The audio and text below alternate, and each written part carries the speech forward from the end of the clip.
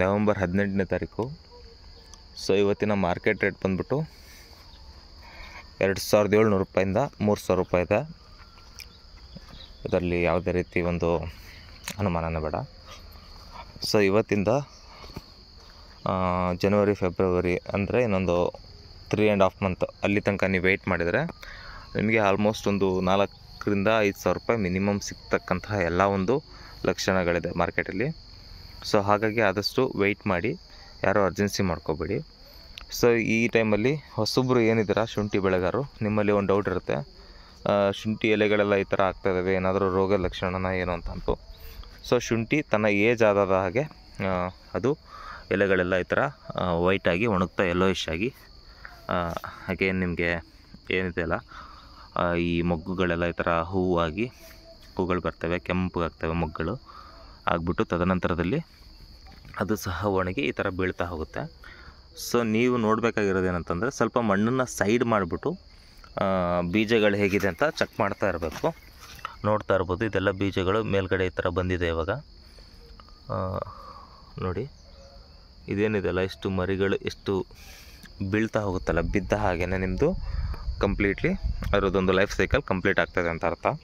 So ಇದು ಯಾವುದೇ ರೀತಿ ರೋಗ ಲಕ್ಷಣಗಳೆಲ್ಲ ಇವಾಗಿರೋದು, ಇದೆಲ್ಲ ನ್ಯಾಚುರಲಿ ಇದರದ್ದು ಏಜ್ ಮುಗಿಸ್ಕೊಂಡು ಡೈ ಆಗ್ತಾಯಿದೆ. ಸೊ ಹಾಗಾಗಿ ಈ ಕಡೆ ಎಲ್ಲ ನೋಡ್ತಾ ಇರ್ಬೋದು, ಇದು ಸ್ಟಾರ್ಟಿಂಗಲ್ಲಿ ಕೆಲವು ಕಡೆ ಕೊಳೆ ರೋಗ ಅದು ಇದು ಬಂದಿದ್ದನ್ನು ನಾವು ಏನು ಬಿಟ್ಟಿರ್ತೀವಲ್ಲ, ಅದು ಕೆಲವೊಂದು ಕಡೆ ಬಂದಿತ್ತು ನಮ್ಮದು.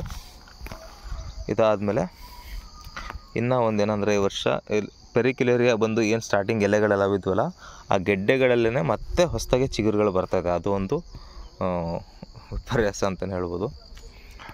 ನೆಕ್ಸ್ಟ್ ಇದೆಲ್ಲ ಏನಿದೆಲ್ಲ ನ್ಯಾಚುರಲಿ ಡೈ ಆಗ್ತದೆ, ಅಂದರೆ ಗಿಡಗಳು ಒಣಗಿ ಬೀಳ್ತಾ ಇರ್ತವೆ. ಇದರಲ್ಲಿ ಯಾವುದೇ ರೀತಿಯ ನೀವೊಂದು ಅನುಮಾನ ಪಡೋದೇ ಬೇಡ. ಶುಂಠಿ ಚೆನ್ನಾಗಿದ್ದರೆ ಒಳಗಡೆ ವೆಯ್ಟ್ ಮಾಡಿ, ಲಿಟ್ರಲಿ ಫೆಬ್ರವರಿ ಮಾರ್ಚ್ ಮಿಡ್ಲ್ ತನಕ. ಸೊ ನಿಮಗೆ ಒಂದು ರೇಟ್ ಚೆನ್ನಾಗಿ ಸಿಗುತ್ತೆ ಆ ಒಂದು ಟೈಮಲ್ಲಿ. ನೀವು ಇನ್ನೂ ತುಂಬ ಚೆನ್ನಾಗಿದೆ ಅಂತಂದರೆ ನೀವು ಬಕ್ರೀದ್ವರೆಗೂ ವೆಯ್ಟ್ ಮಾಡಿ. ಯಾಕೆಂದರೆ ಬಕ್ರೀದಲ್ಲಿ ಸಿಕ್ಕಾಬಟ್ಟೆ ಏನು ಹಬ್ಬಕ್ಕೋಸ್ಕರ ಶುಂಠಿ ತುಂಬ ಬೇಕಾಗುತ್ತೆ ಮಾರ್ಕೆಟಲ್ಲಿ. ಸೊ ಆ ಟೈಮಲ್ಲೂ ಕೂಡ ನಿಮಗೆ ರೇಟ್ ಜಂಪ್ ಆಗುತ್ತೆ. ಸೊ ಮಾರ್ಕೆಟಲ್ಲಿ ರೇಟ್ ಯಾವ ರೀತಿ ಜಂಪ್ ಆಗುತ್ತೆ ಅನ್ನೋದ್ರ ಬಗ್ಗೆ ನಿಮಗೆ ಲಾಸ್ಟ್ ಟೈಮ್ ಒಂದು ಮಾಹಿತಿ ಕೇಳಿ ಕೊಟ್ಟಿದ್ದೆ. ಅಂದರೆ ಇಲ್ಲಿಂದ ನಾವೇನು ಲೋಡ್ ಮಾಡಿ ಕಳಿಸ್ತಾರಲ್ಲ ಮೀಡಿಯೇಟರ್ಸು, ಅಲ್ಲಿ ಹೋಗಿ ರೀಚ್ ಆದಮೇಲೆ ಎಷ್ಟು ಗಾಡಿಗಳು ಬಂದಿದ್ದಾವೆ, ಅಲ್ಲಿ ಎಷ್ಟು ಡಿಮ್ಯಾಂಡ್ ಇದೆ ಆ ಟೈಮಲ್ಲಿ ಅನ್ನೋದ್ರ ಮೇಲೆ ನಿಮಗೆ ಮಾರ್ಕೆಟಲ್ಲಿ ರೇಟ್ನ ಜಂಪ್ ಮಾಡ್ತಾರೆ. ಸೊ ಇದರಲ್ಲಿ ಏನು ತುಂಬ ದೊಡ್ಡದೇನಿಲ್ಲ ಲಾಜಿಕ್ ಅಂತಂದು. ಇವಾಗ ನಿಮ್ಮ ಊರಿಗೆ ಒಂದು ಲೋಡ್ ಶುಂಠಿ ಬೇಕಾಗಿರುತ್ತೆ, 2 ಲೋಡ್ ಶುಂಠಿ ಬಂದರೆ ಶುಂಠಿ ರೇಟ್ ಡೌನ್ ಆಗುತ್ತೆ. ಅದೇ ಒಂದು ಅರ್ಧ ಲೋಡ್ ಬಂತು ಅಂದರೆ ಶುಂಠಿ ರೇಟ್ ಜಾಸ್ತಿ ಆಗುತ್ತೆ. ಸೊ ಆ ಥರ ಅಷ್ಟೇ, ಒಂದೊಂದು ಜಿಲ್ಲೆಗಳಿಗೆ ಒಂದೊಂದು ರಾಜ್ಯಗಳಿಗೆ ಎಷ್ಟೆಷ್ಟು ಶುಂಠಿ ಬೇಕಾಗಿರುತ್ತೆ, ಅದಕ್ಕಿಂತ ಜಾಸ್ತಿ ಶುಂಠಿ ಹೋದಾಗ ಮಾರ್ಕೆಟಲ್ಲಿ ಶುಂಠಿ ರೇಟ್ ಆಟೋಮೆಟಿಕಲಿ ಡ್ರಾಪ್ ಆಗುತ್ತೆ. ಇಫ್ ಇನ್ ಕೇಸ್ ಮಾರ್ಕೆಟಲ್ಲಿ ಅವೈಲಬಲ್ ಇಲ್ಲ ಅಂದ ಕಾರಣ ರೇಟು ಜಾಸ್ತಿ ಮಾಡಿ ತೊಗೊತಾರೆ. ಸೊ ಇದಿರ್ತಕ್ಕಂತಹದ್ದು ಮಾರ್ಕೆಟ್ ಇದೇ ಥರ ನಡೆಯೋದು. ಸೊ ಇಲ್ಲಿ ಮೀಡಿಯೇಟರ್ಸ್ಗಳು ಆಟ ಆಡ್ಬೋದು ಒಂದು 5 to 10% ಅಷ್ಟೇ, ಅದಕ್ಕಿಂತ ಜಾಸ್ತಿ ಅವ್ರು ಏನು ಇದು ಮಾಡೋಕ್ಕಾಗೋದಿಲ್ಲ. ಯಾಕೆಂದರೆ ಡಿಮ್ಯಾಂಡ್ ಇದ್ದಾಗ ಆಟೋಮೆಟಿಕಲಿ ಜಾಸ್ತಿ ದುಡ್ಡು ಕೊಟ್ಟು ತೊಗೊತಾರೆ. ಸೊ ಇದು ಮಾರ್ಕೆಟು. ಇದಾದಮೇಲೆ ಇನ್ನೊಂದು ಏನಂತ ಅಂದರೆ, ಇವಾಗ ಖಂಡಿತವಾಗಿ ನೀವು ನೀರನ್ನು ಹೊಡಿಲೇಬೇಕು. ಈ ಸಂದರ್ಭದಲ್ಲಿ ಮಾಯ್ಶ್ಚರ್ನ ಮೇಂಟೈನ್ ಮಾಡಲೇಬೇಕು, ಇಲ್ಲಾಂದರೆ ಬೆಲ್ಲದ ರೋಗ ಅಂತ ಬರುತ್ತೆ, ಅದು ಬರೋದಕ್ಕೆ ಬಿಡಬಾರ್ದು. ಸೊ ನೋಡ್ಕೊತಾ ಇರಬೇಕು, ಶುಂಠಿ ಬೀಜಗಳು ಹೇಗಿದ್ದಾವೆ ಏನು ಎಲ್ಲ ಚೆಕ್ ಮಾಡ್ಕೊತಾ ಇದ್ದು ಸರಿಯಾದ ಸಮಯದಲ್ಲಿ ಸರಿಯಾದ ರೀತಿಯ ನೀರಿನ ಒಂದು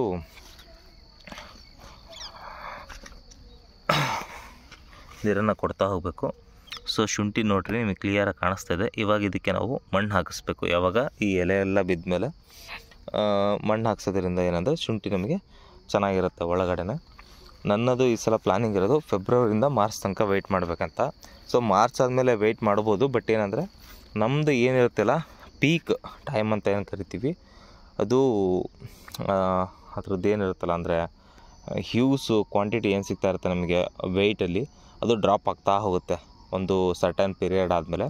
ಸೊ ಹಾಗಾಗಿ ನಾನು ಫೆಬ್ರವರಿಯಿಂದ ಮಾರ್ಚ್ ಈ ತಿಂಗಳು ತಡಾದಮೇಲೆ ಬಿಸಿಲು ತುಂಬ ಜಾಸ್ತಿ ಆಗುತ್ತೆ. ಇನ್ನು ಆ ಟೈಮಲ್ಲಿ ಬಸ್ಟ್ ಆಗೋ ಚಾನ್ಸಸ್ ಇರುತ್ತೆ, ಬೆಲ್ಲದ ರೋಗ ಬರೋ ಚಾನ್ಸಸ್ಸು ಇರುತ್ತೆ. ಹಾಗಾಗಿ ಈ ಟೈಮಲ್ಲಿ ನಾವು ಮಾರ್ಕೆಟಲ್ಲಿ